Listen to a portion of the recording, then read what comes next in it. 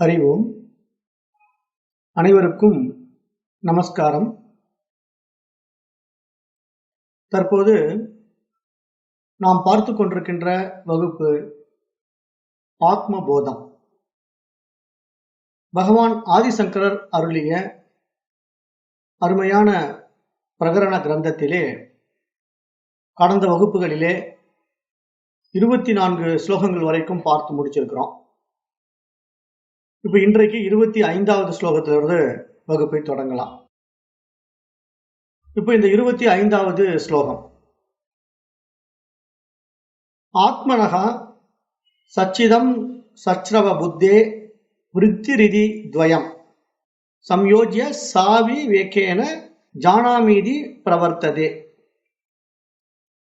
அதாவது என்ன சொல்ல வராரு இந்த செய்யுள்ள அப்படின்னு பார்த்தா, அந்த ஆத்மாவுக்கு ஒரு பெயர் இருக்கு அப்படின்னு பார்த்தோம். அதுதான் சச்சித் ஆனந்தம் அப்படின்ட்டு கடந்த வகுப்புல பார்த்தோம்.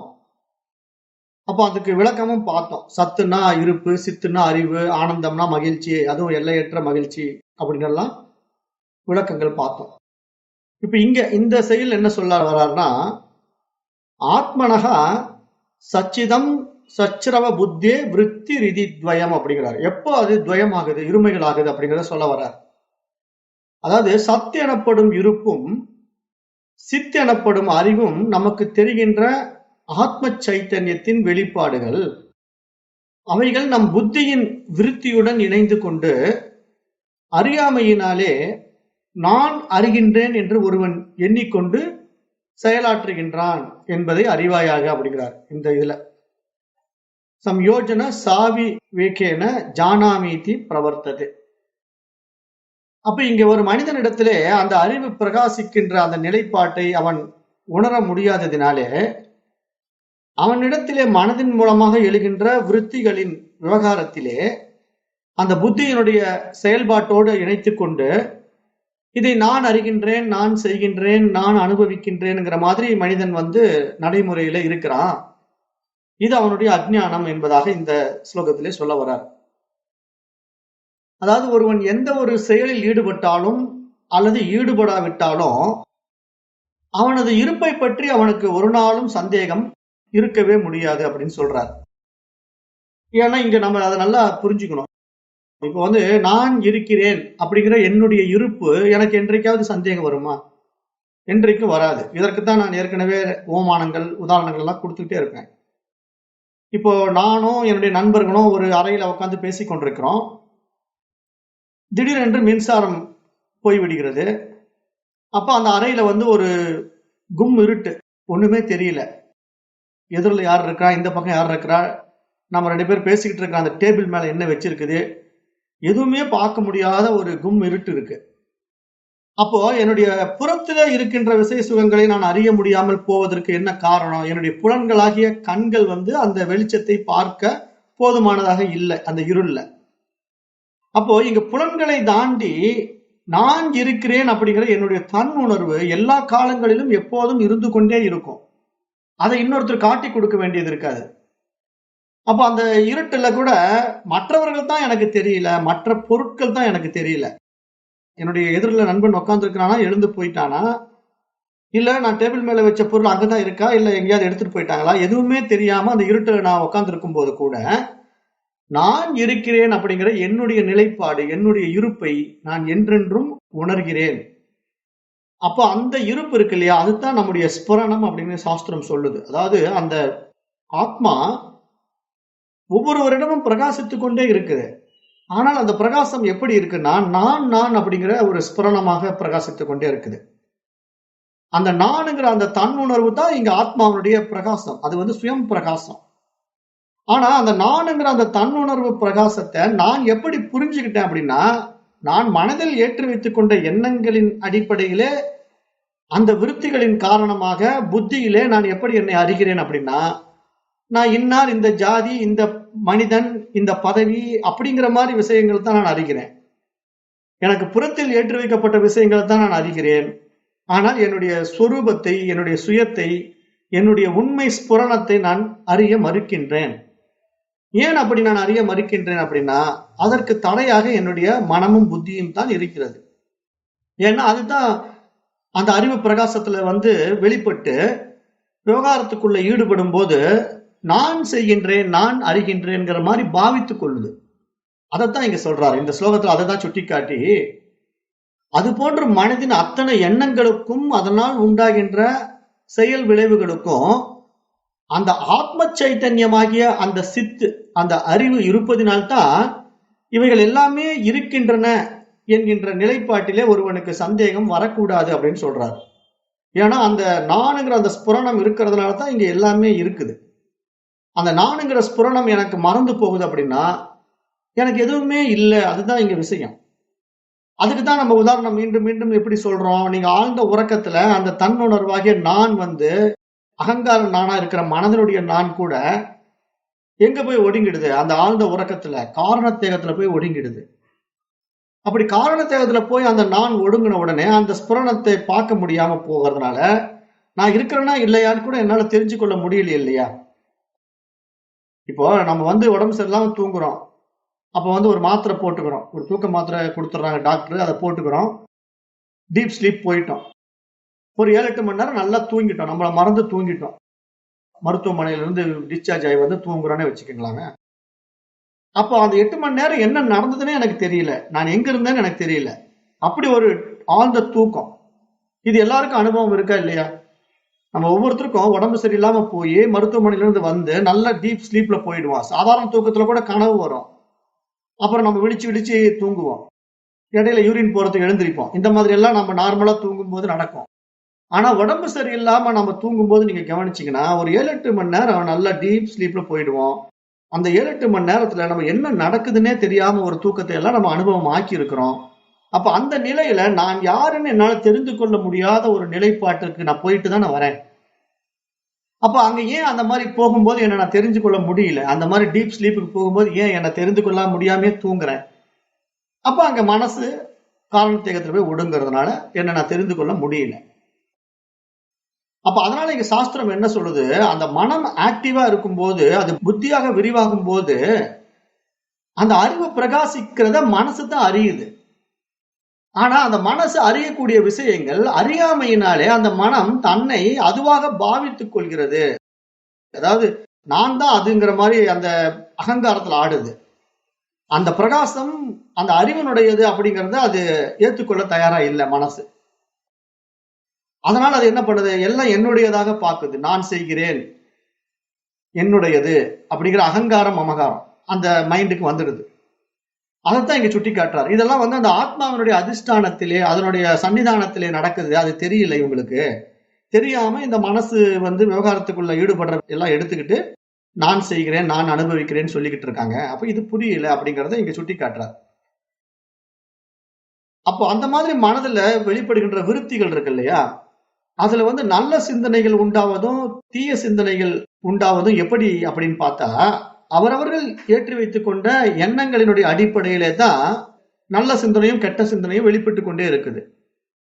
அப்போ இத விசாரித்து அறியக்கூடிய புத்தி சக்தியும் நம்மிடத்திலேயே கொடுக்கப்பட்டிருக்கு. ஏன்னா நம்முடைய படைப்பின் சிறப்பு என்ன, மனிதனுடைய படைப்பின் சிறப்பு என்ன அப்படின்னா, நல்லது கெட்டதை பகுத்தறியக்கூடிய பகுத்தறிவுவாதி தானே மனிதன். அதனால அந்த சிறப்பு நம்ம கிட்ட இருக்கிறதுனால அந்த புத்தி சக்தியுடன் கூடிய புற அறிவு நம்மை நல்ல வழிகளை கொண்டு போகுதா தீய வழிகளை கொண்டு போகுதா அப்படிங்கறத கூட நாமளே பகுத்து விசாரித்து அறிய முடியும். அந்த அறிவாற்றல் நம்மிடத்திலேயே இருக்கிறது அப்படின்னு சொல்றாரு. அப்ப இந்த மாதிரி நம்ம இடத்திலே பகுத்து விசாரித்து புரிந்து கொள்ளக்கூடிய அந்த பிரத்யேக புத்தி சக்தி நம்மிடத்திலேயே இருப்பதினாலே அதை நாம பகுத்து பிரித்து புரிந்து கொண்டாலும் கூட அந்த புத்தி பிரகாசிப்பதற்கான அதிஷ்டானம், அந்த அஸ்திவாரம், அதனுடைய சன்னிதானம் எது அப்படின்னு பார்த்தா அது அந்த ஆத்மாவின் அதிஷ்டானத்தில் தான் நடக்குதுங்கிறத புரிஞ்சுக்கணும்.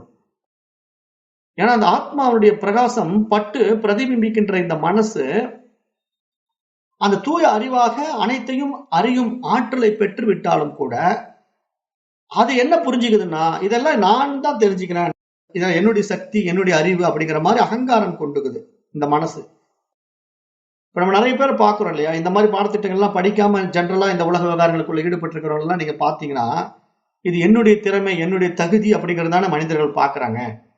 இப்ப ஒவ்வொருத்தருக்கும் ஒவ்வொரு தகுதி இருக்கு, அது கல்வி முறையின் அடிப்படையில தகுதி, வாழ்க்கையினுடைய வளர்ப்பின் அடிப்படையில தகுதி, இந்த மாதிரி ஒவ்வொருத்தருக்கும் ஒவ்வொரு தகுதி வந்திருக்குது இல்லையா? அந்த தகுதிகள்லாம் நம்ம இடத்துல வந்து வந்து நம்ம அதுல பெரிய ஆளா மாறுறோம். அதுல வந்து நிறைய மாஸ்டர் ஆகுறோன்னே கூட வச்சுக்கோங்களேன். அப்ப அந்த பாண்டித்யம், அந்த திறமை இதெல்லாம் வந்து நம்ம மனசு என்ன கருதிக்குதுன்னா, நான் தான் என்னுடைய திறமையில இப்படி ஆயிட்டேன் அப்படின்னு சொல்லுக்குது. அப்ப நான் மத்தவனோட திறமைசாலி அப்படின்னு அகங்காரப்பட்டுக்குது, ஆணவத்துல ஆடுது. ஆனா இது எல்லாம் அந்த அறிவினுடைய அதிஷ்டானத்துல தான் இருக்குதுங்கிறது யாருக்கு தெரியும்னா, ஞானிக்கு தெரியும். அப்ப இந்த மாதிரி பாடத்திட்டங்களை வந்து ஆத்ம ஞானத்தை அடைந்த ஞானி, இங்கு எதுவும் என்னுடைய செயல் ஆவதில்லை, எல்லாம் அதனுடைய செயல் அப்படின்ட்டு தன்னை அந்த அறிவிடத்திலே ஒப்படைத்து விட்டு அமைதியாகி விடுகின்றான். ஆனால் அஞ்ஞானியோ ஆர்ப்பாட்டம் செய்கின்றான். ஏன் அவன் ஆர்ப்பாட்டம் செய்கின்றான்னா, அவனுக்கு புரியல. அவன் நான் தான் இதெல்லாம் செஞ்சுக்கிட்டு இருக்கிறேன், நான் இந்த படிப்பு படிச்சிருக்கேன், நான் அந்த படிப்பு படிச்சிருக்கிறேன் அப்படின்னு தன்னுடைய திறமையை வெளிப்படுத்தி பெரிய திறமைசாலி போல காட்டிக் கொள்கிறான். ஆனால் அந்த திறமைகள் எல்லாம் எங்கிருந்து வருதுன்னா, அந்த அறிவு இருக்கிறதுனால தான் வருதுங்கிறத அவன் அறியாமல் இருக்கிறான். அப்ப இந்த மிகப்பெரிய உண்மையை நாம் அறியாமல் போனதுக்கு என்ன காரணம் அப்படின்னு பார்த்தா, அது நம்முடைய கல்வி திட்டம் தான் காரணம். ஏன்னா நம்ம ஆரம்பத்திலேயே நம்முடைய கல்வி திட்டம் வந்து இந்த புற அறிவுகளை நமக்கு கொடுக்கும்போது, அங்க நம்மள எந்தெந்த மாதிரிலாம் அவங்க நம்மள டியூன் பண்றாங்கிறத நம்ம கவனிச்சு பார்த்தோம்னாலே தெரியும். ஃபர்ஸ்ட் பள்ளிக்கூடத்துல நம்ம சேரும் போதே ஜாதி கேட்பாங்க. நீ எந்த ஜாதி அப்படின்ட்டு. அப்புறம் அந்த ஜாதியினுடைய அடிப்படையில நமக்கு கோட்டா வேற இருக்கு. எஸ்டினா ஒரு ஸ்டேஜ், அதுல பிசினா ஒரு ஸ்டேஜ் அப்படிங்கிற மாதிரி எல்லாம் ஒரு ஸ்டேஜை வச்சு நம்மள உள்ள கொண்டு வந்து படிக்க வச்சு, அப்புறம் கல்வியையும் புகுத்தி நமக்கு பட்டத்தை கொடுக்கறதுக்காக ஒரு பெரிய லெவல்ல பிசினஸ் பண்ணும்போது, அந்த படிப்பினுடைய அடிப்படையில தான் நமக்கு வேலை வாய்ப்புகளும் கொடுக்கப்படுது இல்லையா? அப்ப இதுல நீ திறமைசாலியா இருக்கிற, அதனால உனக்கு இதுல வேலை, அதுல அவன் திறமைசாலியா இருக்கிறான், அதனால அவனுக்கு அதுல வேலை அப்படிங்கிற மாதிரி தானே நம்மள தேர்ந்தெடுக்கிறாங்க. அப்ப இந்த திறமை, இந்த அறிவாற்றல் எல்லாம் நம்மிடத்துல இருப்பதாக யார் சொல்லி கொடுக்கிறா? இதே கல்வி திட்டம் தான் சொல்லி கொடுக்குது. ஆனா இங்க சாஸ்திரம் என்ன சொல்லுது? அந்த திறமை, அந்த அறிவு எல்லாம் உனக்கு எப்படி கிடைச்சதுன்னா, அந்த தூய அறிவாகிய ஆத்மா இருப்பதினாலே தான் அதனுடைய பிரகாசத்திலே இதெல்லாம் உனக்கு தெரிந்தது, புரிந்தது. அப்பொழுதுதான் இதெல்லாம் உன்னால தெரிந்து கொள்ளவே முடியும். அந்த அறிவு இல்லைன்னா நீ எதையுமே தெரிந்து கொள்ள முடியாது அப்படின்னு சாஸ்திரம் சொல்லுது. அப்ப இந்த மாதிரி ஒரு பாடத்திட்டத்துல நம்ம வந்து இதெல்லாம் புரிஞ்சுக்கிட்டா நம்ம இடத்துல என்ன போயிடும்னா அகங்காரம் போயிடும். இங்க நான் அறிவதற்கு ஒன்றும் இல்லை. அந்த தூய அறிவு இந்த கருவியை கொண்டு அனைத்தையும் அறிகிறது. அந்த தூய அறிவினுடைய அதிஷ்டானத்திலே இந்த கருவி இங்கு செயல்பட்டு கொண்டிருக்கின்றது அப்படிங்கிற ஒரு பணிவும் ஒரு சரணாகதி தத்துவமும் இங்க வந்துடும். இல்லைன்னா நான் செய்கிறேன், இது நான் அனுபவிக்கிறேன் அப்படிங்கிற அகங்காரம் மமகாரம் மனிதனிடத்திலே காணப்படும். அப்ப இதை தான் நம்ம வந்து மாற்றிக்கொள்ள வேண்டும் என்று இங்க சாஸ்திரம் சொல்ல வந்து, ஒரு மனதில் ஏற்றி வைத்துக் கொண்ட எண்ணங்களின் எழுச்சியிலே இந்த மாதிரி அகங்கார மமகாரங்கள் உண்டானாலும் புத்தி சக்தியினால் பகுத்தறியும் அந்த அறிவு தவறும் பட்சத்திலே அவைகளை நான் அறிகிறேன், நான் செய்கிறேன் என்ற அகங்கார மமகார ஆளுமைகளினால் ஆளக்கூடிய அவனவன் புத்தியிலே அவன் இருப்பதாகவும் இயங்குவதாகவும் அறியப்படுகின்ற அத்தனை விஷயங்களும் அவனுடைய அறியாமையினால் தான் உண்டாகின்றது என்று இங்கு ஆதிசங்கரர் சுட்டி காட்டுகின்றார். அப்ப அப்படி பார்க்கும்போது இங்க ஆத்ம சைத்தன்யம் இருப்பதினால்தான் இங்கு எல்லாமும் பிரகாசிக்கின்றது என்ற போதிலும் அந்த ஆத்மா அடிப்படையில் எதையும் பார்ப்பதும் இல்லை, பார்க்கப்படுவதும் இல்லை என்று புரிந்து கொள்ள வேண்டும். அதுதான் ஏற்கனவே இந்த பாடங்கள்ல பார்த்தோம். ஒரு சூரியன் வந்து சுயம் பிரகாச ஒளியை பூமியில ஒளிக்கதிர்களை பாய்த்து கொண்டிருந்தாலும் அந்த சூரிய ஒளிக்கதிர்களால் இங்கு விவசாயம் நடைபெற்றாலும், பறவைகள் இறை தேடி கிளம்பினாலும், இங்கு எத்தனை விதமான காரியங்கள் அந்த சூரிய ஒளியின் கீழ் நடந்தாலும் அதற்கும் சூரியனுக்கும் சம்பந்தம் இல்லை. அது மாதிரி இங்க ஆத்மாவினுடைய அதிஷ்டானத்திலே அந்த அறிவு பிரகாசிக்கின்றது நம்மிடத்திலே வெளிப்பட்டாலும் அந்த ஆத்மாவிற்கும் இந்த பிரகாசத்திற்கும் சம்பந்தம் இல்லை. ஏன்னா அதனுடைய பிரைட்னஸ் நம்ம கிட்ட வந்து பட்டு பிரகாசிக்கிறதுல அதனுடைய அதிஷ்டானத்துல இந்த விஷயங்கள்லாம் இங்க நடக்குதே தவிர அது ஒரு நாளும் நான் செய்கிறேன், என்னுடைய இருப்பினால் தான் அது நடக்குது அப்படின்ட்டு ஒரு நாளும் அது சொல்லாது, சொல்லவும் செய்யாது. அதனாலதான் அது பார்ப்பதும் இல்லை, பார்க்கப்படுவதும் இல்லை அப்படின்ட்டு மகான்கள் சுட்டி காட்டுகிறார்கள். அப்ப சத் என்ற ஆத்மா நான் என்று எப்போதும் சொல்லவே சொல்லாது. ஏன்னா அது வந்து நான் சொன்னா அது அகங்காரமா மாறிடும். அப்ப அதனால அந்த அகங்காரம் ஒரு நாளும் ஆத்மாவிடத்திலே கிடையவே கிடையாது. அதே மாதிரி ஜடம் என்ற இந்த உலகமும் தன்னை நான் என்று என்றுமே அறிவிக்காது. அப்ப இந்த உலகத்துல நம்ம பார்க்கின்ற இந்த விவகாரமான விஷயங்கள் எத்தனையோ பொருள்களை பார்க்கிறோம். கல்லு, மண்ணு, நம்ம படைக்கப்பட்ட எத்தனையோ கேட்ஜெட்ஸ் எல்லாம் இருக்கல, எலக்ட்ரானிக் உபகரணங்கள், மற்ற விஷயங்கள் எல்லாமே எவ்வளவு பார்த்தாலும் எதுவுமே தன்னை நான் என்று ஒரு நாளும் சொல்லாது. அதே மாதிரி ஆத்மாவும் தன்னை நான் என்று சொல்லாது. அப்போ இங்க அறிவும் ஜடமும் நான் என்று சொல்வது கிடையாது. அப்ப அப்படியானால் இங்கு நான் என்று யார் சொல்றா அப்படின்னு பார்த்தா, இங்க நான் என்று சொல்வதே இந்த மைண்டு தான். ஏன்னா இங்க மைண்டுங்கிறது ஒரு மீடியா தான். அந்த அறிவு அகண்டமா இருக்குது. அதனுடைய ரிஃப்ளெக்ஷன் தானே இந்த மைண்டு. அந்த ரிஃப்ளெக்ஷனை எடுத்துக்கிட்டு இது தன்னை தனித்துவப்படுத்திக்குது நான் நான் அப்படின்ட்டு. அந்த வெளிச்சம் என்னிடத்துல இருந்து வருதுன்னு நினைச்சுக்குது. அதுக்கு தான் ஏற்கனவே ஒரு ஓமானம் திருப்பியும் உங்களுக்கு கொடுக்குறேன். ஏற்கனவே கொடுத்தது தான் திருப்பி சொல்றேன். இப்ப கீழே ஒரு கண்ணாடி துண்டு கிடக்குது, மேல சூரியன் பிரகாசிக்குது. இப்ப சூரியனுடைய ஒளிக்கதிர்கள் கீழே கண்ணாடி துண்டுல பட்டு கண்ணாடியிலிருந்து ஒரு வெளிச்சம் வெளிப்பட்டு நம்ம வீட்டுக்குள்ள இருக்கிற சோத்துல விழுவுது. இப்ப சூரியன் ஒளி நேரடியாக நம்ம வீட்டுக்குள்ள இருக்கிற சோறுல விழுவல, ஆனா அந்த கண்ணாடியில பட்டு அந்த சூரிய ஒளி நம்முடைய சோறுல விழுவுது, வீட்டுக்குள்ள இருக்கிற சுவற்றில் விழுகிறது. அப்ப இதை பார்த்து கண்ணாடி என்ன நினைச்சுக்குது, பார் என்னிடத்துல இருந்து ஒளி வெளிப்பட்டு இருக்கு, என்னுடைய ஒளி தான் இந்த சோத்துல பட்டு இந்த வீடு பூரா வெளிச்சமாக்கி காட்டுது அப்படின்ட்டு இந்த கண்ணாடி நினைச்சுக்கிட்டா எப்படி இருக்கும்? அது ஒரு கண்ணாடியினுடைய அறியாமை தானே. அந்த கண்ணாடியிலிருந்து அப்படி ஒரு பிரைட்னஸ் வந்து வீட்டுக்குள்ள வெளிச்சத்தை காட்டுது அப்படின்னா அந்த வெளிச்சம் எங்கிருந்து உண்மையிலேயே வந்தது? அந்த வெளியே இருக்கிற சூரியன் இடத்துல இருந்து அந்த வெளிச்சம் கண்ணாடியில பட்டு அந்த கண்ணாடியில இருக்கிற வெளிச்சம் வந்து ரூம்குள்ள பட்டதுனால வீட்டுக்குள்ள வெளிச்சம் வந்துருச்சு. அப்ப இது நமக்கு புரியுது இல்லையா?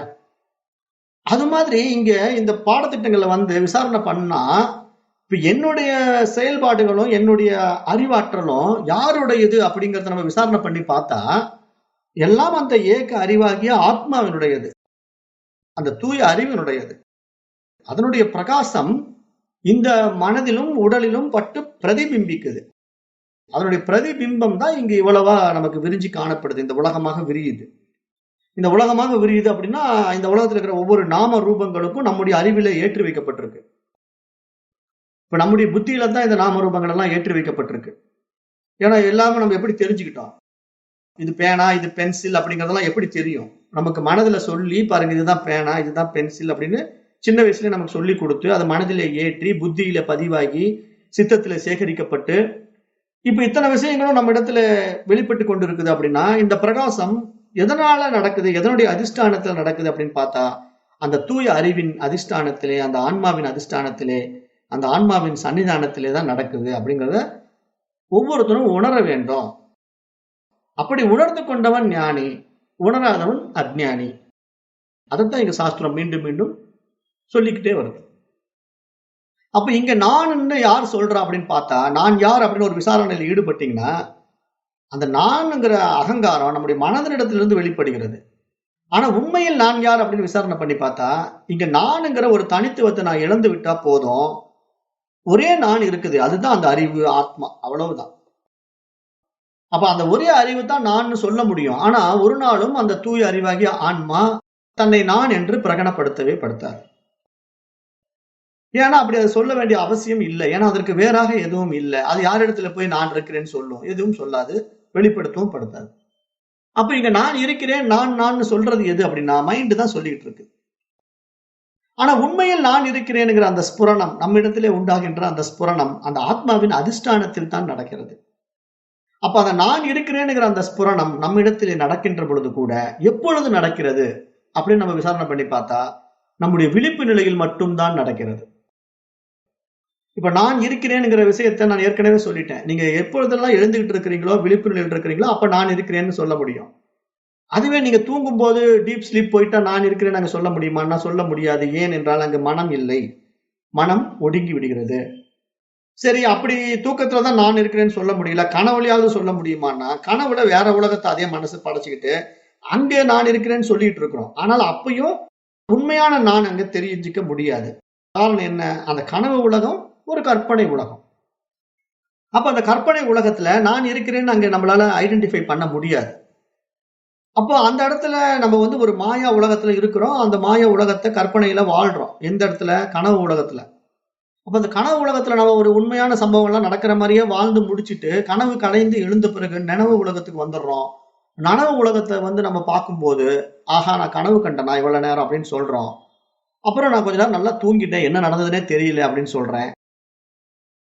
நல்லா தூங்கிட்டேன்னு நான் சொன்னா கூட அந்த நல்லா தூங்கிட்டேன்னு சொல்ல முடிய சூழ்நிலையில் கூட ஏதோ ஒன்று அந்த தூக்கத்தினுடைய சுகத்தை அனுபவித்துக் கொண்டுதான் இருந்திருக்கிறது.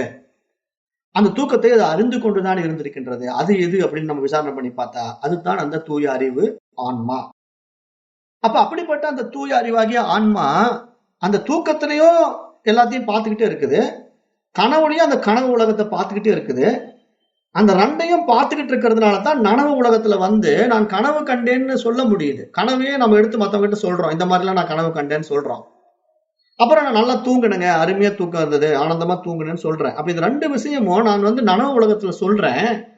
அப்ப எனக்கு அந்த அனுபவம், எனக்கு அந்த இரண்டு நிலையிலும் உண்டானது. அப்படிங்கும் போது இன்னொரு அனுபவம் இங்க நனவு நிலையில உண்டாகுது. நனவு நிலையில என்ன அனுபவம் உண்டாகுது? இந்த உலகத்தை படைத்துக் கொண்டு அனுபவிக்கும் போது நான் இருக்கிறேன்கிற என்னுடைய சுயத்தை மறந்து விட்டேன், இழந்து விட்டேன். அதுதான் பிரச்சனை. இப்ப இந்த உலக விஷயத்துக்குள்ள வந்து நான் விவகாரத்துக்குள்ள ஈடுபட்ட உடனே என்னுடைய சுயத்தை நான் மறந்துட்டேன். அந்த மனதினுடைய சுகத்துல சிக்கிக்கிட்டு சின்ன பின்னம் ஆகி கொண்டிருக்கிறேன். அப்ப என்னுடைய சுயத்தை நான் எப்பொழுது தெரிந்து கொள்ள முடியும் அப்படின்னா, சாஸ்திரம் என்ன சொல்லுது? ஆழ்ந்த உறக்கத்துல நிச்சயமா தெரிந்து கொள்ளவே முடியாது. ஏன்னா அங்க மனசு இல்ல, அது காரணத்துல போய் ஒடுங்கிடுது. கனவுலையும் தெரிந்து கொள்ளவே முடியாது. அப்ப கனவுல என்ன ஆகுதுன்னா, ஒரு கற்பனை உலகத்தை படைத்துக் கொண்டிருக்கிற மனசுக்கு புரிதல் கொடுக்கவே முடியாது. ஆகவே கனவு உலகத்துல மனம் தன்னை அறிந்து கொள்ள முடியாது. அப்ப மனம் எப்பொழுது தன்னை அறிந்து கொள்ள முடியும் அப்படின்னா, நனவு உலகத்துல தான் அறிந்து கொள்ள முடியும். ஏனென்றால் அதுதான் விழிப்பு நிலை அனுபவம்.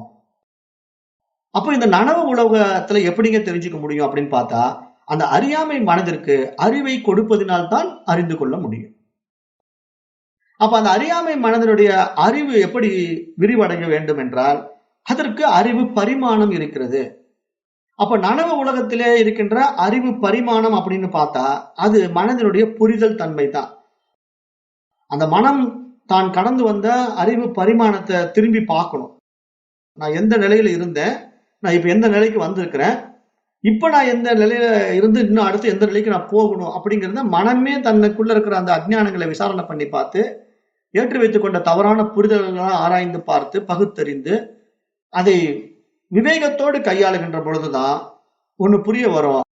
அப்ப இங்க வந்து உண்மையில் இங்க வந்து போகின்ற இந்த உடலோ, இந்த மனசோ, இந்த உலகமோ என்னுடைய நடைமுறையில சத்தியமா இல்ல.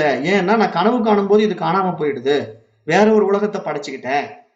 அதே மாதிரி நான் டீப் ஸ்லீப் ஆழ்ந்த உறக்கத்துக்கு போகும்போதும் இது காணாம போயிடுது. அப்ப உலகமே இல்ல, நானே இல்ல, நானுங்கிற அகங்காரம் அங்க இல்ல. அப்ப எப்பொழுது எனக்கு இந்த நானுங்கிற அகங்காரமும் வருது, உலகமும் வருதுன்னா இந்த நனவு நிலையில தான் வருது.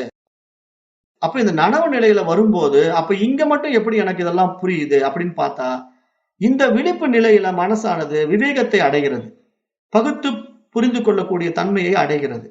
அப்ப அந்த நிலையில மட்டும்தான் இது விசாரணை பண்ணி பார்த்து அந்த புக்தியின் விருத்தியிலே உண்டாகின்ற அறிகிறேன் என்ற அகங்காரமும் ஒன்றாக இணையும் போதுதான் இவைகளுக்கு இடையிலே தோன்றுகின்ற மனதிலே ஒருவன் நான் அறிகிறேன் என்பதாக செயல்பட்டுக் கொண்டிருக்கின்றான் என்று சாஸ்திரம் சொல்ல வருகின்றது. அப்ப சாஸ்திரம் சொல்ல வர்ற விஷயம் என்ன அப்படின்னா, இந்த நனவு உலகத்துக்கு வருகின்ற பொழுது அங்கு ஸ்புரணமாகின்ற அந்த ஆத்மாவின் சன்னிதானத்திலே நான் இருக்கிறேன்ங்கிற அந்த அகங்காரம் வந்து எப்படி அந்த ஆத்மாவினுடைய பிரதிபிம்பம் வந்து பட்டு பிரதிபிம்பித்து அது நம்முடைய மனதோடு ஒன்றிணையும் போதுதான் அது நம்முடைய சுய அகங்காரமா மாறுது. நானுங்கிற அந்த தனித்துவ அகங்காரமா மைண்டை சார்ந்து மாறிக்குது, ஈகோவா மாறிக்குது. ஆனா உண்மையில் அந்த ஈகோ மாறக்கூடாது. ஏன்னா அது ஆத்மாவின் அதிஷ்டானத்தில் இருக்கக்கூடிய நான். அதுதான் அந்த இருட்டில் கூட நான் இருக்கிறேன்னு சொல்ல முடியுது. தூங்கும் போது கூட நான் நன்றாக உறங்கினேன், ஆனந்தமாக தூங்கினேன்னு சொல்ல முடியுது. கனவு காணும்போது கூட நான் நன்றாக கனவு கண்டேன், என் நண்பனோடு பேசிக் கொண்டிருந்தேன், என்னுடைய கனவுல ஒரு புலி துரத்துச்சு, ஒரு நாய் துரத்துச்சுன்னா கனவு சொல்ல முடியுதுன்னா எப்படி சொல்ல முடியுது? அந்த கனவுடைய அனுபவங்களை யார் கவனிச்சா, யார் எடுத்துட்டு வந்து உங்ககிட்ட கொடுத்தா? அது எல்லாமே அந்த ஆத்மாவின் அதிஷ்டானத்திலே சன்னிதானத்திலே நடந்து கொண்டிருக்கிற அத்தனை அனுபவங்களும் அதற்குத்தான் உரித்தானது. ஆனா இங்க மனசு அந்த ஆத்மாவிடத்திலிருந்து தன்னை தனித்துவப்படுத்தி கொண்டது. அந்த கண்ணாடி துண்டு சூரியனுடைய ஒளியை வாங்கி கொண்டு என்னிடத்திலிருந்து அந்த சூரிய ஒளி வெளிப்பட்டு வீட்டிலே வெளிச்சத்தை கொடுத்தது என்று சொல்வது போல அந்த தூய அறிவினுடைய அறிவு பிரகாசத்தை மனமானது வாங்கி கொண்டு என்னுடைய அறிவினால் தான், என்னுடைய புத்தினால் தான் இதெல்லாம் சாதிக்க முடிந்தது என்ற ஆணவத்திலே ஆடுகின்றது. அதைத்தான் இங்க மகான்கள் வந்து சுட்டி காட்டுகின்றார்கள். இதுதான் நம்ம புரிந்து கொள்ள வேண்டிய ஒரு முக்கிய விஷயமாகவும் இங்கு பார்க்கப்படுகிறது. அப்ப இந்த மாதிரி நம்முடைய அறிவாற்றல் இருக்கு இல்லையா, அந்த பேரறிவினுடைய பிரகாசம், பிரதிபிம்பம், அந்த சித்தையும் உண்மையிலேயே இங்க மனம்ங்கிற ஒரு விஷயம் ஒன்றுமற்ற தன்மையில, ஜடத்தன்மையில இருக்குது. அப்படிப்பட்ட இந்த மனதினுடைய ஜடத்தன்மையும் ஒன்றாக இணையும் போது என்னுடைய அறிவினால் தான், என்னுடைய புத்தினால் தான் இதெல்லாம் சாதிக்க முடிந்தது என்ற ஆணவத்திலே ஆடுகின்றது. நம்முடைய புத்திக்கே உள்ளதாக தோன்றுகிறது. அந்த புத்தியையே நான் என்று ஒருவன் நினைத்துக் கொள்ளும் போது மட்டுமே அவனுக்கு அகந்தை உண்டாகிறது. இப்ப மனதுக்கு எப்ப சக்தி வந்தது? அந்த அறிவை பிரகாசிக்கும் போதுதான். இப்ப கண்ணாடிக்கு எப்படி அந்த வெளிச்சம் வந்தது? கண்ணாடியில இருந்து ஏதாவது சுயமான வெளிச்சம் இருந்ததா? என்னைக்குமே கண்ணாடியில இருந்து சுயமான வெளிச்சம் வெளிப்படாது. ஆனா அந்த கண்ணாடியில இருந்து ஒரு வெளிச்சம் எப்படி வெளிப்பட்டதுன்னா, சூரியனுடைய வெளிச்சம் அந்த கண்ணாடியில பட்டதுனால அந்த கண்ணாடியினுடைய வெளிச்சம் பிரதிபிம்பித்தது. அதுல பட்டு பிரதிபிம்பித்து வெளிச்சத்தை கொண்டு வந்துருச்சு. பட்டு பிரதிபிம்பித்து வெளிச்சத்தை கொண்டு வந்த அந்த வெளிச்சத்தினால இந்த உலகத்தை பார்க்கிறேன், வீட்டுக்குள்ள இருக்கிற பொருள்களை பார்க்கிறேன்.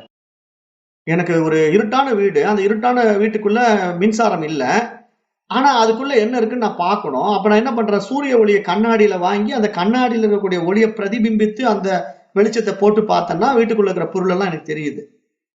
அப்ப எனக்கு மீடியாவா, சென்டர் மீடியாவா எது ஒர்க் பண்ணுது? இந்த கண்ணாடி ஒர்க் பண்ணுது. எதுக்கு? சூரியனுக்கும் எனக்கு வீட்டுக்கு தேவையான வெளிச்சத்துக்கும் இடையில கண்ணாடி இருக்குது. அது மாதிரி இங்க மனசு அந்த அறிவுக்கும் இந்த அகங்காரத்துக்கும் இடையில நிக்குது. ஏன்னா நான்ங்கிறது ஈகோ மைண்ட் ஏத்தி வச்சுக்கிட்டதுனால அந்த அறிவை தெரிஞ்சிக்காம இருக்குது. அதைத்தான் இங்க சாஸ்திரம் என்ன சொல்ல வருதுன்னா, அந்த தூய அறிவாகிய சித்தையும் அறிவையும் ஜடத்தன்மை இருக்கின்ற மனதையும் இணைத்து ஒரு அறிவு வருது இல்லையா, ஒரு புத்தி சக்தி வெளிப்படுது இல்லையா நம்ம இடத்துல. அததான் சித் ஜட கிரந்தி அப்படின்னு சொல்லுது. சித் ஜட கிரந்தி அப்படின்னு சாஸ்திரம் அதுக்கு ஒரு பேர் வச்சிருது. அப்ப ஆத்மா மனித புத்தியிலே பிரதிபலித்து பிரகாசிக்கும் போது அதனுடைய சத்து சித்து சொரூபமே புத்திக்கே உள்ளதாக தோன்றுகிறது. நம்முடைய புத்திக்கே உள்ளதாக தோன்றுகிறது. அந்த புத்தியையே நான் என்று ஒருவன் நினைத்துக் கொள்ளும் போது மட்டுமே அவனுக்கு அகந்தை உண்டாகிறது. இதுதான் ரொம்ப முக்கியம். எப்பொழுது எனக்கு நானுங்கிற அகங்காரம் வருது அப்படின்னா, அந்த சத்து சித்தனுடைய சொரூபத்தை புத்திக்குள்ள பிரகாசிக்கிறத பார்த்துட்டு இந்த புத்தி என்ன செய்யுது, நானுன்னு தன்னை நினைத்துக் கொள்கிறது. நான் தான் அது அப்படின்னு நினைச்சுக்குது. அதனால அதுக்கு அகந்தை வந்துடுது. அந்த நிலையில் தான் அவன் நான் வேறு, நான் காணுகின்ற இந்த உலகம் வேறு என்று எண்ணுகின்றான்.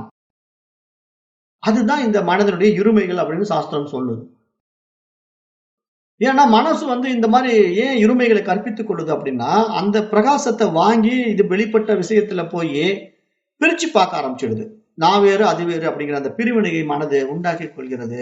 ஏற்றி வைத்துக் கொண்ட பல்வேறு எண்ணங்களுடைய அடிப்படையிலே புத்தி தன்னை அவ்வாறு கற்பித்துக் கொள்கிறது. அதனால் இந்த உலகத்திலே உள்ளதை உள்ளபடி உணர முடியாமல் ஒவ்வொருவனும் தனக்கே உரிய தன் எண்ணங்களுக்கு ஏற்ற உலகத்தை உருவாக்கி கொள்கின்றான். அப்போ அதன் காரணமாகத்தான் அவனவன் ஏற்றி வைத்துக் கொண்ட எண்ணங்களுக்கு ஏற்றவாறு இந்த உலகமானது ஒருவனுக்கு சந்தோஷமாகவும் மற்றொருவனுக்கு துக்கமாகவும் காணப்படுகின்றது. அப்ப ஒரே உலகம் தான் ஒருத்தனுக்கு சந்தோஷத்தை கொடுக்குது, அதே உலகம் ஒருத்தனுக்கு துக்கத்தை கொடுக்குது. ஏன்? அது அவரவர்கள் ஏற்றி வைத்துக் கொண்ட எண்ணங்களுடைய அடிப்படையிலே தான் அது நடக்கிறது. அப்ப இதை நம்ம நன்றாக உள்வாங்கி புரிந்து கொள்ள வேண்டும். ஏன்னா இது சாஸ்திரம் ரொம்ப தெளிவா இந்த உலகம் அவரவர்கள் மனம்தான் படைக்குது அப்படிங்கறது ஏன் மீண்டும் மீண்டும் சுட்டி காட்டுது அப்படின்னா, அந்த அனுபவங்களை நம்ம கண்கூட பாக்குறோமே. ஒருத்தனுக்கு ஆனந்தமாக இருக்கக்கூடிய உலகம் ஒருத்தனுக்கு துக்ககரமாக இருக்கிறதுக்கு காரணம் என்னன்னா, அவரவர்கள் மனம் சார்ந்த வாழ்க்கை தான். அப்ப இங்க நம்ம மனம் சார்ந்த வாழ்க்கையில நான் எப்படிப்பட்ட மனோபாவத்தில வாழுகின்றேன், எப்படிப்பட்ட சூழ்நிலையை உண்டாக்கி வைத்துக் கொண்டிருக்கின்றேன் அப்படிங்கறதெல்லாம் நமக்குள்ளேயே நம்ம சுய விசாரம் பண்ணித்தான் நம்ம விடுதலை ஆக முடியுமே தவிர, அந்த விவேகத்தை அடையாம மனதிற்கு ஒரு நாளும் நம்ம விடுதலையை கொடுக்க முடியாது. அப்போ ஆத்ம ஞான விசாரத்தினால்தான் அஞ்ஞானம் அழிந்த மனதிற்கு தன்னை நான் என்று தனித்துவப்படுத்திக் கொண்டிருக்கின்ற அந்த ஜீவ பாவம் அழிந்து ஆத்மஸ்வரூபம் ஒன்றே விளங்குவதினாலே அந்த மனம் மட்டுமே பூரண விடுதலையினால் ஆனந்தத்தை அடைகிறது. அப்போ இந்த சச்சிதானந்த ஸ்வரூபத்தை எந்த மனம் விடுதலை அடைந்து அனுபவமாக்குகிறதோ அதுதான் அங்க ஆனந்த நிலை. அதுதான் இங்க சச்சித் ஆனந்தம் என்று சாஸ்திரம் சொல்லுகின்றது. அப்ப அந்த நிலையை அனுபவத்திலே உணர்வது ஒன்றுதான் இங்கு நம்ம உடல் எடுத்து வந்ததனுடைய முக்கிய அம்சமாகவும் பார்க்கப்படுகிறது. ஏன்னா அரிதான மனித உடல்ல நம்ம வந்திருக்கிறோம் அப்படிங்கும் போது அதை நம்ம அனுபவம் ஆக்குவதற்காகத்தான் இந்த மனித உடலே கிடைத்திருக்கிறது. அந்த மனித உடலை நாம அந்த ஆத்மாவை அனுபவமாக்க பயன்படுத்தாமல் மிருகம் போலவே மற்ற காரியங்களிலே ஈடுபட்டு அழிந்து போவதனால ஒரு பிரத்யேக உடல் கிடைத்தும் பயனற்று வீணாக்கி விட்டோம் என்றுதான் நீங்க சாஸ்திரம் நமக்கு உணர்த்த வருகிறது. ஏன்னா நீங்க நல்லா யோசனை பண்ணி பாருங்க, மிருக வாழ்க்கைக்கும் மனித வாழ்க்கைக்குள்ள வித்தியாசம் இங்க அறிவு விரிவலத்தான் இருக்கே தவிர, மற்றபடி உங்களுக்கு சுகம்னு எடுத்துக்கிட்டீங்கன்னா உடல் சுகம் வந்து மிருகத்துக்கும் இருக்கு, மனுஷனுக்கும் இருக்குது இல்ல. இப்போ உடல் சுகத்தை அனுபவிக்கணும்னா நீங்க வந்து மனித பிறவிக்கு வர வேண்டியதே கிடையாது. மிருக பிறவிலேயே நீங்க உடல் சுகத்தை அனுபவிக்கலாம். ஏன்னா இங்க வந்து புணர்ச்சி அப்படிங்கிற ஒரு விஷயத்துக்குள்ள மனிதன் விரும்புறான், எனக்கு காமம் நல்லா இருக்குது, இன்ட்ரெஸ்டிங்கா இருக்கு அப்படின்னா அந்த விஷய சுகங்களை மனிதன் வந்து மிருகத்திலேயே அனுபவிக்க முடியும். அப்ப மிருக உடம்பை வச்சுக்கிட்டு அனுபவிக்கலாமே, அதுக்கு மனித உடல் தேவையில்லை. ரெண்டாவது, மனித உடல்ல இன்னும் கொஞ்சம் சிரமம் இருக்கு. மனித உடல்ல வந்துட்டா உங்களுக்கு பொருளாதாரம் தேவைப்படுது இல்ல, வாழ்ந்தாகணும், அப்புறம் அதுக்கு உண்டான உழைக்கணும். மிருகத்துல அந்த வேலையும் இல்லை. நீங்க வேலைக்கு எது கிடைக்குதோ அதை சாப்பிட்டுக்கிட்டு அப்படியே உடல் புணர்ச்சியில் ஈடுபட்டுக்கிட்டு சுகபகமா வாழ்ந்துட்டு உடம்பு விட்டுட்டு போலாம். என்ன கொஞ்சம் சாப்பாடு கிடைக்கிறது மட்டும் கஷ்டமா இருக்கும் உடம்பு எடுக்கிறதுனால. அதே சாப்பாடு தான் மனித பிறவியிலும் கஷ்டமா தான் இருக்குது. உழைச்சாத்தான சாப்பாடு. அப்ப மனிதனும் வேலைக்கு போனா தான் சோறு. வீட்டுல படுத்துக்கிட்டு இருந்தா எப்படி சாப்பாடு கிடைக்கும்? கிடைக்காது. அப்ப எப்படி பார்த்தாலும் உழைக்கணும் இல்லையா? அப்ப அந்த உழைப்புங்கிறது நீங்க மனித உடல்ல உழைச்சாலும் தான் சோறு கிடைக்கும், மிருக உடல்ல உழைச்சாலும் சோறு கிடைக்கும். அதனால எதுக்கு நாம இதை சொல்ல வரோம் அப்படின்னா, நாம் எதிர்பார்க்கிற சுகங்கள் எல்லாமே 5 அறிவு 5 புலன்கள் கொண்ட மிருகத்திடமே இருக்கிறது. அத்தனை சுகங்களும் மிருகத்திடமே இருக்கிறது. அப்ப மனித உடல்ல வந்துதான் அந்த சுகத்தை அடையணுங்கிற அவசியமே கிடையாது. அப்ப நம்ம அத்தனை சுகபோகங்களையும் நம்ம மிருகத்திலேயே அனுபவிக்கலாம். தேவையில்லாம மனித உடலுக்கு வர வேண்டியதே கிடையாது. அப்ப எதற்காக நம்ம மனித உடலுக்கு வந்திருக்கிறோம் அப்படின்னு பார்த்தா, இந்த மனித உடலின் மகத்துவமே அந்த பிரத்யேக பகுத்தறிவு தன்மை தான்.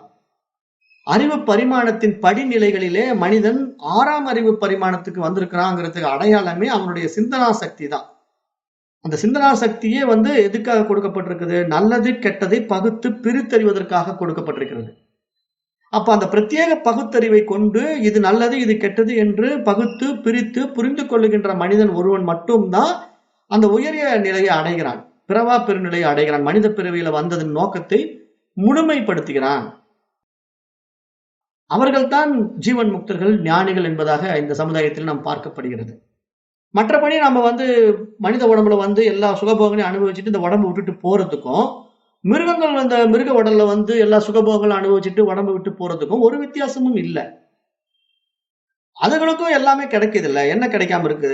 விதவிதமா கிடைக்குது அதுங்களுக்கு உணவுகள்லாம் கூட.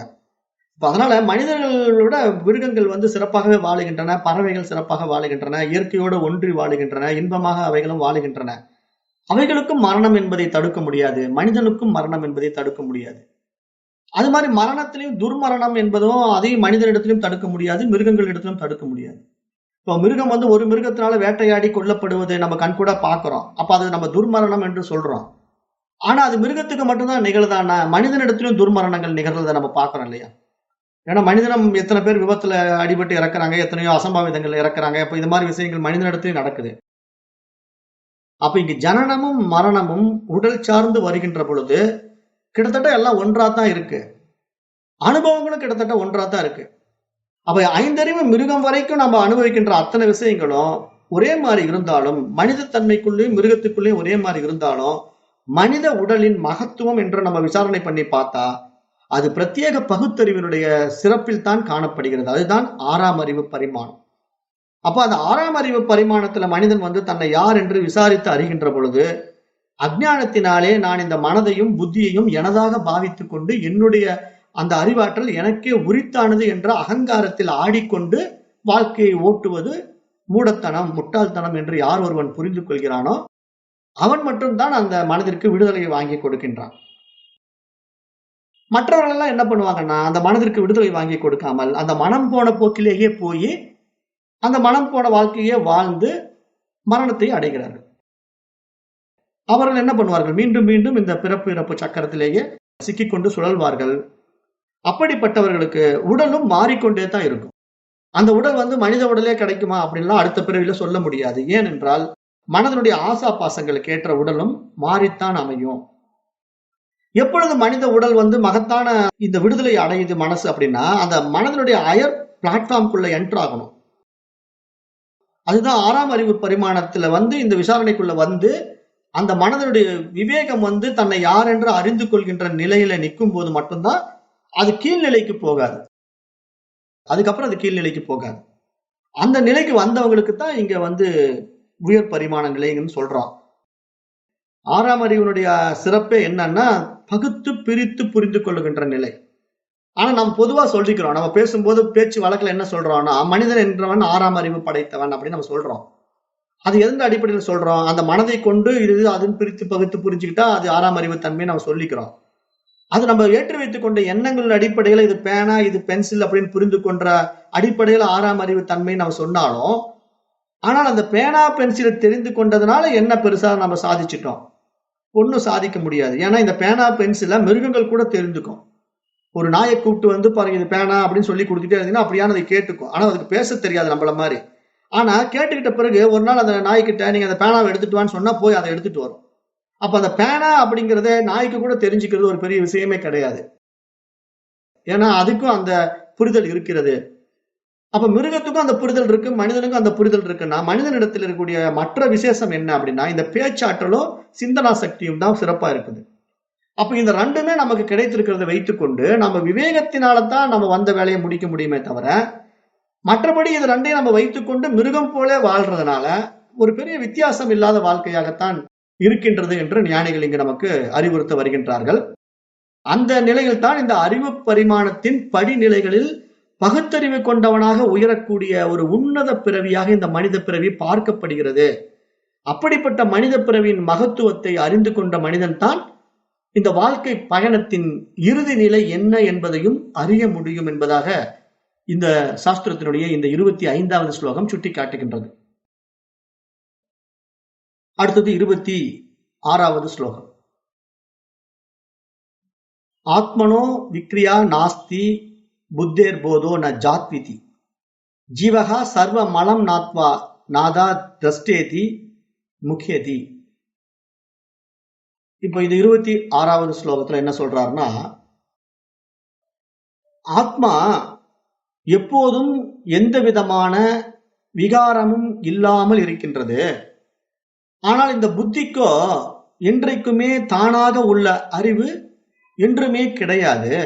அப்படி இருந்தும் நான் என்னும் மனோபாவத்துடன் அந்த அகங்காரத்துடன் இந்த ஜீவனே எல்லாவற்றையும் நான் தெரிந்து கொள்கிறேன், நான் செய்கின்றேன், நான் பார்க்கின்றேன், நான் அனுபவிக்கின்றேன் என்ற பாவத்தினாலே மிகுந்த மோகம் அடைகின்றது.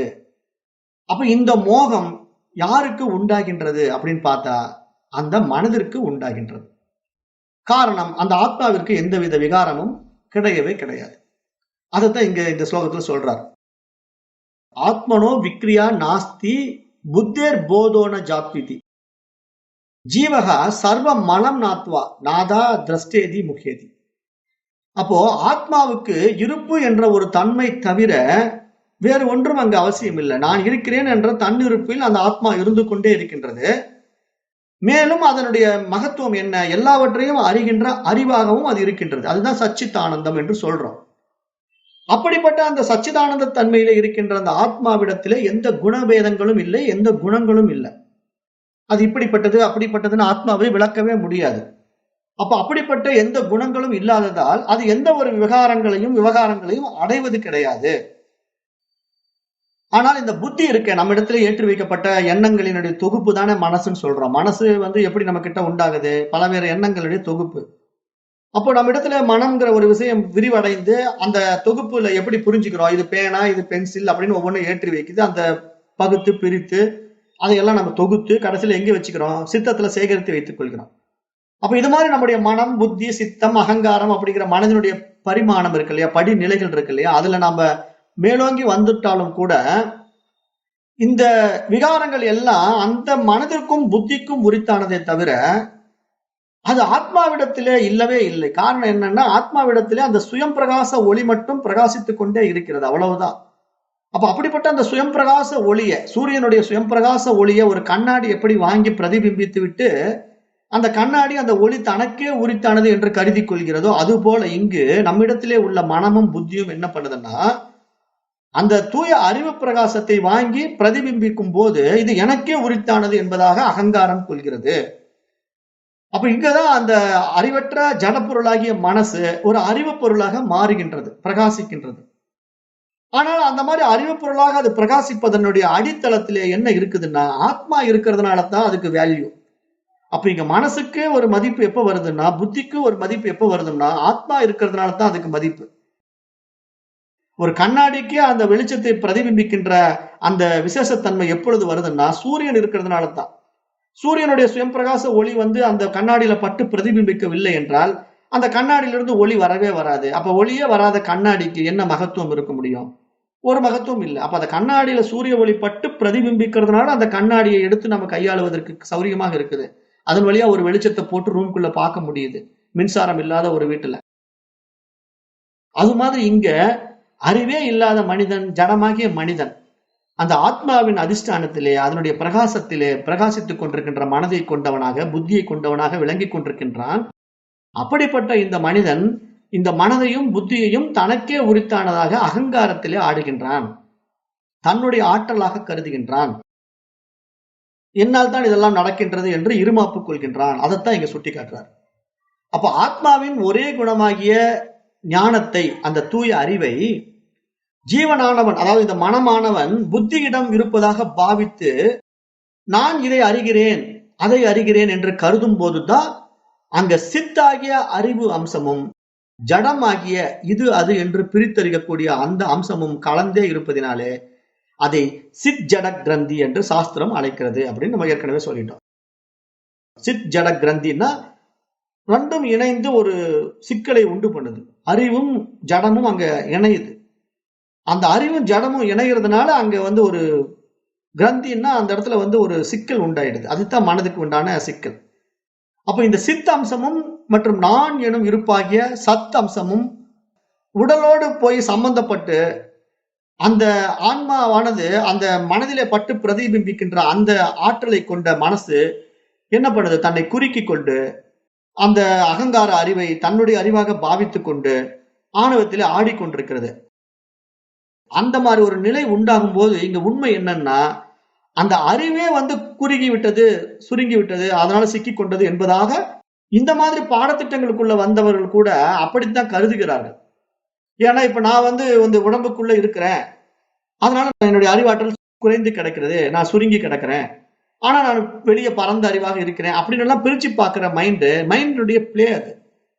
அதனால இங்க நம்ம என்ன புரிஞ்சுக்கணும், அந்த மாதிரி ஒரு பிரதிபிம்பம் தான் இங்க படுதே தவிர அறிவு எந்த ஒரு விவகாரத்துக்குள்ளேயும் வர்றதே கிடையாது அப்படிங்கறத நம்ம புரிஞ்சுக்கிட்டோம்னா, இப்ப நாம இந்த தனித்துவமான இந்த உடலோ மனமோ நம்மளுதுங்கிற அபிமானத்தை நம்ம விட்டுட்டோம் அப்படின்னா, அப்ப நம்ம உடலற்ற நிலையில அந்த தூய அறிவாக எப்பொழுதும் பிரகாசித்துக் கொண்டவர்களாக தான் இருக்கிறோம்.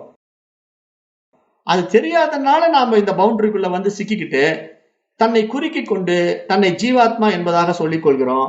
எனக்கு வேறாக வெளியே பரமாத்மா ஒருவன் இருக்கின்றான் என்பதாக சொல்லிக் கொள்கின்றோம்.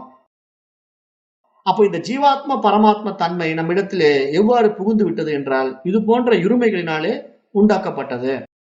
மனமானது இந்த உடலோடு தன்னை பந்தப்படுத்தி கொண்டு குறுக்கி கொள்ளும் போது அதுதான் தனக்கே உருத்தானதாக பாவித்துக் கொள்கிறது. இதை எப்படி நம்ம புரிஞ்சு கொள்ளலாம் அப்படின்னா, திருப்பி அதே கண்ணாடி ஓமானத்துக்கு போலாம். இப்ப சூரியனுடைய சுயம் பிரகாச ஒளி இந்த ஒட்டுமொத்த உலகத்தையும் வெளிச்சப்படுத்தி காட்டுது. இப்ப சூரியனுடைய பிரைட்னஸ் எப்படி இருக்கு? இந்த பூமி பந்துல பட்டு பூமியினுடைய எல்லா பகுதிகளிலும் வெளிச்சத்துல காட்டி கொடுக்குது. ஆனா அப்படிப்பட்ட ஒரு பிரம்மாண்ட வெளிச்சத்தை கொடுக்கின்ற அந்த சூரியனுடைய ஒளிக்கதிரை கொஞ்சோண்டு வாங்குதுல்ல இந்த கண்ணாடி. ஏன் கொஞ்சோண்டு வாங்குது? கண்ணாடியினுடைய உடல் சின்னது, கண்ணாடி அளவுல குறுகி கீழே உடஞ்சி கிடக்குது. அந்த கண்ணாடி துண்டுல அந்த சூரியனுடைய கொஞ்சோண்டு பிரகாசம் பட்டு அந்த கொஞ்சோண்டு பிரகாசம் பிரதிபிம்பித்து அந்த ரூம்குள்ள போய் வெளிச்சம் பட்டு அந்த வெளிச்சத்தை காட்டுது. அப்ப என்ன நினைச்சுக்குது இந்த கண்ணாடி? எனக்கு இவ்வளவுதான் சக்தி, என்னுடைய ஒளி ஆற்றல் இவ்வளவுதான், என்னால் இவ்வளவுதான் கொடுக்க முடியும் அப்படின்னு அந்த கண்ணாடிக்கு தெரிஞ்சுக்குதுன்னு வச்சுக்கோங்களேன். புரிதலுக்காக சொல்ல வரேன். அந்த கண்ணாடி வந்து அந்த வெளிச்சத்தை பரப்பிட்டு எனக்கு இவ்வளவுதான் சக்தின்னு நினைச்சுக்குது. ஆனா உண்மையிலேயே சூரியனுடைய ஒளி சக்தி அந்த கண்ணாடியில படுற அளவு தான் இருக்குதா?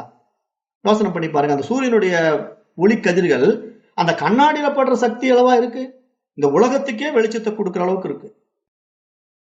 அப்ப உலகத்துக்கே வெளிச்சத்தை கொடுக்கக்கூடிய சூரியனுடைய ஒளி கதிர்களை கொஞ்சோண்டு இந்த கண்ணாடி வாங்கிக்கிட்டு பிரதிபிம்பிச்சுக்கிட்டு எனக்கு இவ்வளவுதான் சக்தின்னு இந்த கண்ணாடி நினைத்து கொண்டிருப்பது போல, புரிதலுக்காக சொல்றேன், கண்ணாடி நினைத்து கொண்டிருப்பது போல இங்கு நாம் என்ன பண்றோம்? அந்த தூய அறிவினுடைய அறிவு பிரகாசத்தை இந்த உடலிலும் மனதிலும் வாங்கி பிரதிபிம்பித்துக் கொண்டு எனக்கு இவ்வளவுதான் அறிவு அப்படிங்கிற மாதிரி நினைத்து கொண்டிருக்கிறோம். அதை நினைத்து கொண்டே இந்த அகங்காரத்துல ஆடிக்கொண்டிருக்கிறோம். இந்த கொஞ்சோண்டு அறிவை நான் பிரகாசிக்கிறதுலயே என்னுடைய அகங்காரம் எப்படி இது என்னுடைய திறமை அப்படிங்கிற மாதிரி வந்து நிக்குது. இப்ப ஒரு பொருளை கண்டுபிடிச்சிட்டேன் அப்படின்னா எனக்கு என்ன ஒரு சந்தோஷம் வருது? இந்த பொருளை நான் தான் கண்டுபிடிச்சேன், இது என்னுடைய திறமை என்னுடைய அறிவு அப்படின்னு சொல்லிக்கிறேன். அப்புறம் அதுக்கு எனக்கு வந்து பேட்டன் ரைட்ஸ் வேற வாங்கிக்கிறேன். அப்புறம் நான் தான் அந்த விஞ்ஞானின் பேரை வேற போட்டுக்கிறேன். அப்ப இந்த மாதிரி நான் ஒரு விஞ்ஞானிங்கிற பேரை போட்டுக்கிறேன், அதனுடைய பெருமை என்னதுன்னு சொல்லிக்கிறேன், அதுக்கு ஒரு பேட்டன் ரைட்ஸ் வாங்கிக்கிறேன். இவ்வளவு திறமைகளை வெளிப்படுத்தக்கூடிய என்னுடைய அறிவாற்றல்ல இப்படிப்பட்ட ஒரு விஷயம் கண்டுபிடிக்கப்பட்டிருக்கு அப்படின்னு நான் கருதுறேன். ஆனா உண்மை என்ன? அத்தனை கண்டுபிடிப்புகளும் என்னுடைய மனதில பட்டு பிரதிபிம்பத்தினால வெளிப்பட்டதா இருந்தாலும் உண்மையில என்னுடைய அறிவாற்றல் அந்த உடலுக்கே உரித்தான அவ்வளவுதானா அப்படின்னு விசாரணை பண்ணி பார்த்தா கிடையவே கிடையாது. அது எல்லையற்ற அறிவு. அந்த எல்லையற்ற அறிவு பிரதிபிம்பிக்கின்ற இந்த சிறிய உடலின் மூலமாக சிறிது வெளிப்படுத்தி விட்டு அகங்காரத்தில் ஆடிக்கொள்கிறது. அந்த கண்ணாடி சிறிய வெளிச்சத்தை பரப்பிவிட்டு இது என்னுடைய வெளிச்சம் என்று கூறிக்கொள்வது போல இங்கு மனிதன் பல்வேறு காரியங்களை செய்து கொண்டிருக்கின்றான், கூறிக்கொள்கின்றான். ஆனால் உண்மையிலே அந்த குறுகிய உடலின் மூலமாக பிரதிபிம்பிக்கின்ற அந்த சக்திக்கே இவ்வளவு ஆற்றல் இருக்கின்றது என்றால் அந்த உடல் கடந்த அந்த உணர்வுக்கு, அந்த தூய அறிவுக்கு எப்படிப்பட்ட ஆற்றல் இருக்கும்? அதுக்குத்தான் சூரியனுடைய பிரகாசத்தை கம்பேர் பண்ணிக்கணும். சூரியனுடைய பிரகாசம் எப்படி பூமி பூரா பட்டு வெளிச்சத்தை உண்டாக்குகின்றதோ அது போல அந்த பேரறிவின் பிரகாசம் எதனுள் அடக்க முடியும்? எதனுள் நம்ம கொண்டு போய் ஒடுக்க முடியும்? அப்படி ஒண்ணுமே பண்ண முடியாது. அப்படிப்பட்ட ஒரு பிரம்மாண்ட அறிவு அது. அகண்ட அறிவு, அகண்டாகார அறிவு. அந்த எல்லையற்ற பரமனை ஒரு சிறிய உடம்புக்குள்ள கொண்டு வந்து குறுக்கிக்கிட்டு அது இப்படி இருக்குது அப்படி இருக்குன்னு சொல்றது நம்முடைய மடமை, நம்முடைய அஜ்ஞானம். அப்படிப்பட்ட மடமையும் அஜ்ஞானமும் நம்மிடத்திலே நம்முடைய உடல் சார்ந்து மட்டும் இல்ல, வெளியே இருக்கிற ஜடப்பொருள் சார்ந்தும் இருக்கிறது. ஜடப்பொருள் சார்ந்தும் இருக்கிறதுங்கிறது எப்படி சொல்ல வரோம் அப்படின்னா, இப்போ அந்த பேரறிவின் பெரும் பவித்திரத்தை ஒரு சிறிய ஒரு உலோகத்துக்குள்ள கொண்டு போய் ஒடுக்கி இதுக்குள்ளதான் கடவுள் இருக்கிறாருன்னு ஒரு கற்பனை பண்ணிக்குது பாருங்க மனசு. அது எப்படிப்பட்ட ஒரு அஜ்ஞானம்? அந்த எல்லையற்ற பரமாத்மாவை ஒரு சிறிய உலோக உருவத்துக்குள்ள கொண்டு வந்து நிறுத்திக்கிட்டு இதுதான் கடவுள் என்பதாக பாவித்து கொண்டு அதற்கு கொடுக்கின்ற முக்கியத்துவத்திலே மனம் மயங்குகின்ற ஒரு மயக்கத்தை சாஸ்திரம் எப்படிப்பட்ட ஒரு அறியாமையாக இங்கு சுட்டி காட்டுது. ஏன்னா அதனுடைய பிரம்மாண்ட தன்மையை எதற்குள்ளும் ஒடுக்க முடியாது, அடக்க முடியாது. அதை போய் நீங்க ஒரு பவுண்டரிக்குள்ள கொண்டு வந்து பார்க்கறது மனிதனுடைய புரிதல் இல்லாத தன்மை, அறிவற்ற தன்மை, அஜ்ஞான நிலை. அவன் மனிதனே இல்லை என்று சாஸ்திரம் சொல்லுது. ஏன் அப்படி சொல்லுதுன்னா, ஏன்னா அவன் மனித உடலில் வந்த மிருகம், மனித உடலில் வந்த ஒரு மிருகம். ஏன்னா மனித அறிவினுடைய சிறப்பம்சமே என்னன்னா பகுத்து பிரித்தறியக்கூடிய ஆற்றல் மூலமாக இந்த டிஃபரன்ஸை பார்க்கணும். அவ்வளவு ஒரு பிரம்மாண்ட சக்தியை கொண்டு போய் இந்த சிறிய விஷயத்துல ஒடுக்கிறதா? என்ன ஒரு அஜ்ஞானம், என்ன ஒரு அறியாமை அப்படின்னு புரிந்து கொள்ளக்கூடிய ஒரு பக்குவம் வரணும். அவன்தான் மனிதன், அவன்தான் மனிதனில் மகத்தானவன். அப்ப அப்படிப்பட்டவன் தான் ஞானி, அவன் தான் இங்க யோகி, அவன் தான் இங்க வந்து ஜீவன் முக்தன். அந்த நிலைக்கு நம்ம ஒவ்வொருத்தரும் வரணும். அததான் சாஸ்திரம் சொல்லி என்ன சொல்லுது, இந்த மாதிரி ஒரு மிகப்பெரிய விஷயத்தை கொண்டு போய் ஒரு சிறிய விஷயத்துக்குள்ள அடக்கி பாக்குறியே, அவ்வளவு பிரம்மாண்ட சூரிய ஒளியை போய் ஒரு சிறிய கண்ணாடி துண்டுல பட்டு பிரதிபிம்பிக்கிறத வச்சுக்கிட்டு அந்த சூரிய ஒளியை அவ்வளவுதான் சொல்லி அடக்கி பார்க்கிறாயே, அது எவ்வளவு ஒரு அஜ்ஞானம்.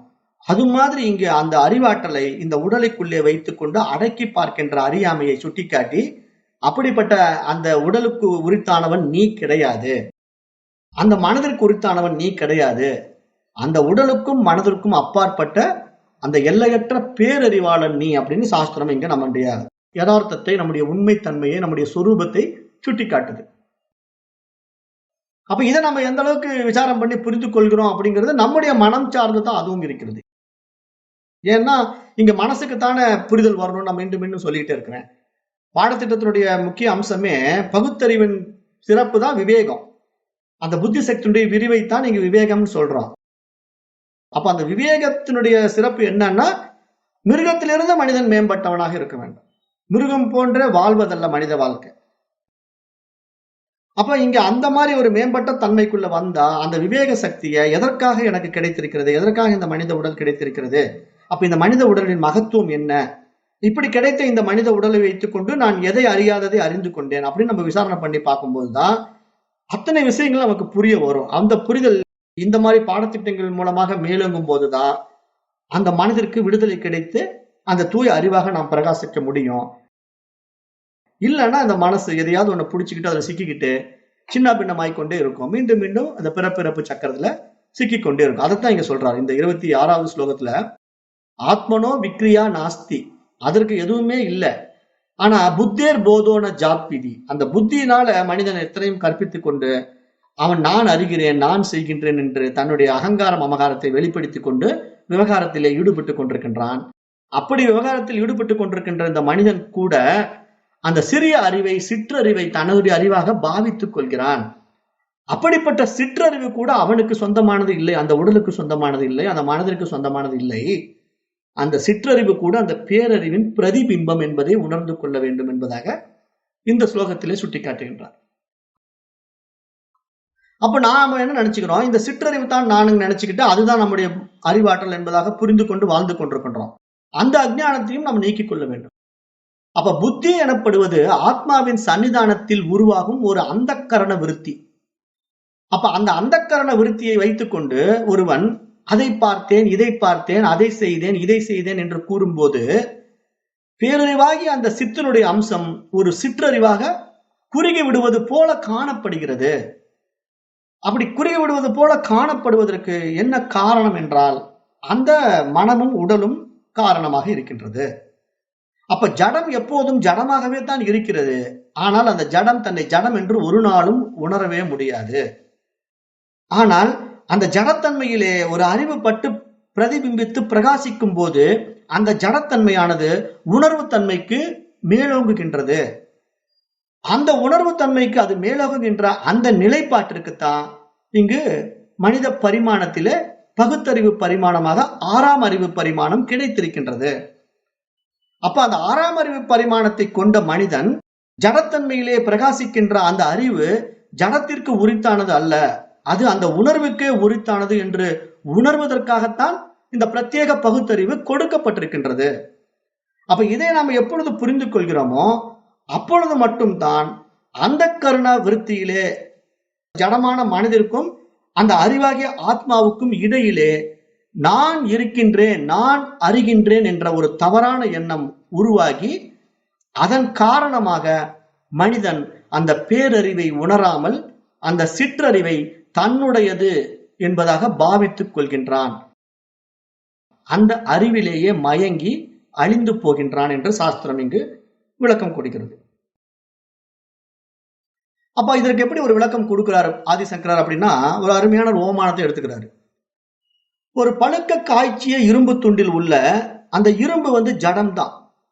அந்த இரும்பு ஒரு ஜடப்பொருள் தான். ஆனா அந்த ஜடப்பொருளாகிய இரும்பை நெருப்புல காட்டும் போது, பழுக்க காய்ச்சும் போது அது ஒரு நெருப்பு உஷ்ணத்தினால ஒரு சிவந்த நிறத்திலே ஒரு நெருப்பு கோலமாக மாறிவிடுகிறது. அப்படி நெருப்பு கோலமாக அந்த இரும்பு மாறும்போது அந்த நெருப்பை போன்றே உஷ்ணத்தை பெற்று எவராலும் தொட முடியாமல் இருக்கின்றது. அந்த இரும்பு துண்டானது அந்த நெருப்பின் தன்மையை வாங்கி கொண்டு அந்த நெருப்பை போலவே உஷ்ணமாகி யாராலும் தொட முடியாத நிலைக்கு போய்விடுகிறது. அந்த நிலையிலே அங்கே அந்த நெருப்பையும் இரும்பையும் பிரித்து பார்க்க முடியுமா? அங்க ரெண்டும் ஒண்ணுதான். நெருப்பு துண்டும் அந்த இரும்பு துண்டும் ஒன்றுதான். ஏன்னா அந்த நெருப்பில காய்ச்சப்பட்ட இரும்பு துண்டானது நெருப்பு துண்டாக மாறிவிட்டது. அப்ப அதனால நம்ம என்ன பண்றோம், அதை ஒரு கொரடால பிடிச்சுக்கிட்டு தான் அதை கையாளுவோம். அதே அந்த இரும்பு துண்டை மீண்டும் குளிர வைத்து விட்டால் அது என்ன ஆகும், மீண்டும் தன்னுடைய ஜட நிலைக்கே திரும்பி விடுகிறது. அப்ப இந்த ஓமானத்தை அழகா ஆதிசங்கரர் எடுத்து சொல்றாரு. அதாவது ஜடமான ஒரு இரும்புக்கு எப்படி நெருப்பினுடைய சம்பந்தம் உண்டான உடனே அந்த நெருப்பினுடைய சம்பந்தத்துல அது நெருப்பு துண்டாகவே மாறி போச்சு. அப்ப நெருப்பு துண்டாகவே மாறி சிறிது நேரம் அது நெருப்பு துண்டாகவே இருக்குது. ஆனா அந்த நெருப்புக்கே உண்டான அந்த சூடு, அந்த உஷ்ணம் இந்த இரும்புக்கு உண்டானதான்னா கிடையவே கிடையாது. இரும்பு நெருப்போட சம்பந்தப்பட்டதுனால அப்படி இருக்குது. அதனால எப்படி இருந்தாலும் திருப்பி அந்த இரும்பு துண்டு என்னவா மாறும்? குளிர்ந்த தன்மைக்கு மாறிடும். அப்படி குளிர்ந்த தன்மைக்கு மாறும்போது அதனுடைய இயல்பான ஜடத்தன்மைக்கு அது போயிடும். அப்ப மீண்டும் அது நெருப்பு துண்டாக இருக்காது. அது மாதிரி இங்க நம்மிடத்துல அந்த ஆத்மாவினுடைய பிரகாசத்தை தற்காலிகமாக வாங்கி கொண்டு அந்த ஆத்மாவாக பிரகாசித்துக் கொண்டிருப்பதாக பாவித்துக் கொண்டிருக்கின்ற இந்த மனமும் உடலும் தற்காலிகமாக அந்த நெருப்பு துண்டு போல இருக்குது. புரிஞ்சுக்கிட்டீங்களா? அந்த நெருப்பு துண்டு அந்த இரும்பை நெருப்பு துண்டாக மாற்றி காட்டுது. ஆனா அந்த இரும்பு உண்மையிலேயே நெருப்பு துண்டு கிடையாது. தற்காலிகமாக நெருப்பு துண்டா இருக்குது. அந்த உண்மையான நெருப்பு துண்டுக்கு உண்டான சக்தி இரும்பு துண்டுக்கு இருக்கா? கிடையாது. இரும்பு துண்டு ஒரு ஜடம். அது மாதிரி அந்த உண்மையான ஆத்மாவுடைய சக்தி இந்த உடலுக்கும் மனதுக்கும் இருக்கா? இல்ல. இது ஜடம். ஆனா இந்த உடலும் மனமும் அந்த சக்தியை பெற்றுக்கொண்டு அது போலவே இருப்பதினாலே அதுவாகி விட முடியுமா? முடியாது. மீண்டும் அது தன்னுடைய இயல்பு தன்மைக்கு திரும்பும். அப்ப என்ன அதனுடைய இயல்பு தன்மை? மீண்டும் அது அழிவுக்கு உட்படும். இந்த உடலும் மனமும் அழிவுக்கு உட்பட்டு விடும். அப்ப இந்த அழியக்கூடிய உடலும் மனமும் வந்து போகின்ற ஒரு விஷயம். இதுல போய் சிக்கக்கூடாது. என்றும் அழியாத ஆன்மா தான் சத்தியம், சாஸ்வதம், நித்தியம். அப்ப அதை உணர்ந்து கொள்ள வேண்டும் என்று இந்த ஓமானத்தை இங்க ஆதிசங்கரர் எடுத்து நமக்கு புரிய வைக்க முயற்சி செய்கிறார். அதனால அந்த இரும்பு துண்டை குளிர வைத்து விட்டால் அந்த இரும்பு தனது ஜடநிலைக்கு திரும்பி வந்துவிடும். அதுபோல இங்கு மனம் தனது இருப்பு எனும் தன்மையை ஆத்மாவிடமிருந்து பெற்றுக்கொண்டு அது நானே அந்த அறிவு மயமாக இருக்கிறேன் என்று தன்னை அறிந்து கொள்ளாத வரை, அந்த தூய அறிவினுடைய பிரதிபிம்பம் தான் என்னிடத்திலே பட்டு பிரதிபிம்பிக்கின்றது என்று அறிந்து கொள்ளாத வரை, அந்த உண்மையை உணராத வரை, அந்த இரும்பு துண்டு எப்படி தானே ஒரு நெருப்பு துண்டாக இருப்பதாக தவறாக நினைத்துக் கொள்கின்றதோ அதுபோல இந்த மனிதன் நானே ஒரு மிகப்பெரிய அறிவாளி என்பதாக தவறாக நினைத்துக் கொண்டிருக்கின்றான். தானே மிகப்பெரிய புத்திசாலி என்பதாக பாவித்துக் கொண்டிருக்கின்றான். என்னுடைய கண்டுபிடிப்பினால் தான் இவையெல்லாம் கண்டுபிடிக்கின்றன என்று கர்வம் அடைகின்றான். அப்ப இந்த மாதிரி அவன் அடைகின்ற அத்தனை விவகாரங்களும் உலக விஷயங்களும் அந்த ஆத்மாவின் அதிஷ்டானத்திலே நடக்கின்றது என்று எவன் ஒருவன் அறிந்து கொள்கிறானோ அவன் ஞானி, மற்றவர்கள் அஞ்ஞானி என்று இங்கு ஆதிசங்கரர் விளக்கம் கொடுக்கிறார். இந்த 26வது ஸ்லோகத்துல அதைத்தான் நீங்க சொல்றார். அப்ப இதை நல்லா புரிஞ்சுக்குங்க. இப்ப ஜீவகா சர்வ மலம் நாத்வா நாதா திருஷ்டேதி முக்கியதி. நான் செய்கின்றேன், நான் தெரிந்து கொள்கின்றேன், நான் அனுபவிக்கின்றேன் என்ற அகங்காரம் அந்த ஜீவனிடத்திலே எப்படி உண்டாகிவிட்டது என்றால் அந்த ஆத்மாவினுடைய பிரகாசத்தை பெற்றுக்கொண்டு தன்னுடையதாக பாவித்துக் கொள்கின்றது. அது அதனுடைய அறியாமை, அஞ்ஞானம் என்பதை இங்கு மகான்கள் நமக்கு சுட்டி காட்டுகின்றார்கள். அப்ப இப்படிப்பட்ட ஒரு அரிதான விஷயங்களை மகான்கள் நமக்கு எளிதாக விளக்குகின்றார்கள். அதை எவ்வளவுக்கு எவ்வளவு நாம புரிந்து கொள்ள முடிகின்றது என்பது நம்முடைய விசேஷ புத்தி சக்தியை சார்ந்து இருக்கின்றது என்றுதான் இங்கு சொல்ல முடியும். ஆகவே இந்த பாடத்தை மீண்டும் மீண்டும் கேளுங்க. இதனுடைய அறிவாற்றல் ரொம்ப ஆழமாக இருக்கும். அதனால புரிஞ்சுக்கிட்டு கேட்டீங்கன்னா தான் புரியும். மீண்டும் மீண்டும் கேட்கும் போதுதான் அதுக்குள்ள வர முடியும். இல்லைன்னா அப்படியே 10ஓட 11 மிருகம் மாதிரியே வாழ்ந்து சாக வேண்டியதுதான். ஆக இன்றைய வகுப்பு நேரம் கருதி இந்த 26வது ஸ்லோகத்தோட நிறைவு செய்கின்றேன். அடுத்து நாளைய வகுப்பில் 27வது ஸ்லோகத்திலே பார்க்கலாம். நன்றி. ஓம் தத்சத்.